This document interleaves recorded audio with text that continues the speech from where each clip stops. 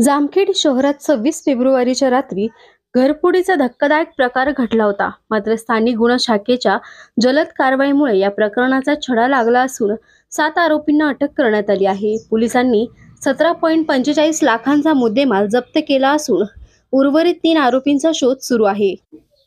ही घटना मध्यरात्री 2 वाजेच्या सुमारास घडली. फिर्यादी प्रतीक्षा रोकडे आणि त्यांचे कुटुंब झोपेत असताना एका महिलेने "दीदी दरवाजा खोलो" अशी हाक देत दरवाजा उघडण्यासाठी आवाज दिला. दरवाजा उघडताच तोंड बांधलेले आणि हातात चाकू असलेले दरोडेखोर घरात घुसले. त्यांनी कुटुंबाला धमकावून सोन्याचे दागिने, रोकड आणि किमती वस्तू लुटल्या. या घटनेमुळे शहरात भीतीचे वातावरण निर्माण झाले होते. पोलिसांनी तातडीने तपासाला सुरुवात केली.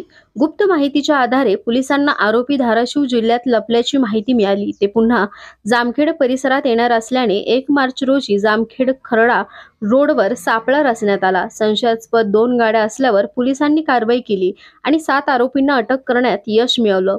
ताब्यात घेण्यात आलेल्या आरोपींनी गुन्ह्याची कबुली दिली असून पोलिसांनी त्यांच्या ताब्यातून चोरीसाठी वापरलेल्या 2 गाड्या, मोबाईल फोन, सोन्याचे दागिने आणि रोकड असा एकूण 17.45 लाखांचा मुद्देमाल जप्त केला आहे. सध्या उर्वरित 3 आरोपी फरार असून पोलीस त्यांचा शोध घेत आहेत. पुढील तपास जामखेड पोलीस करीत आहेत. 26 तारखेला जामखेड येथे फिर्यादी प्रतीक्षा रोकडे या आपल्या कुटुंबियांसह घरी झोपलेले असताना रात्री 2 वाजेच्या दरम्यान एका महिलेने आवाज देऊन त्यांना उठवले होते आणि दार उघडण्यास लावले होते.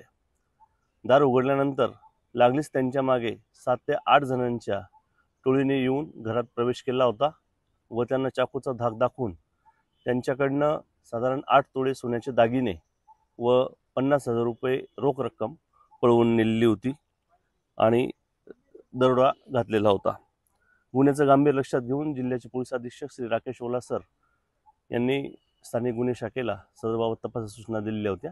त्याप्रमाणे स्थानिक गुन्हे शाखेचे PSI सालगुडे आणि PSI धाकराव असे 2 पथकं तयार करण्यात आलेले होते. पथकाने घटनास्थळाचं बारकाईने निरीक्षण करून या गुन्ह्यामधील आरोपी निष्पन्न केले होते. आरोपी हे धाराशिव जिल्ह्यातील तेरखेडा येथे निष्पन्न झालेले आहेत.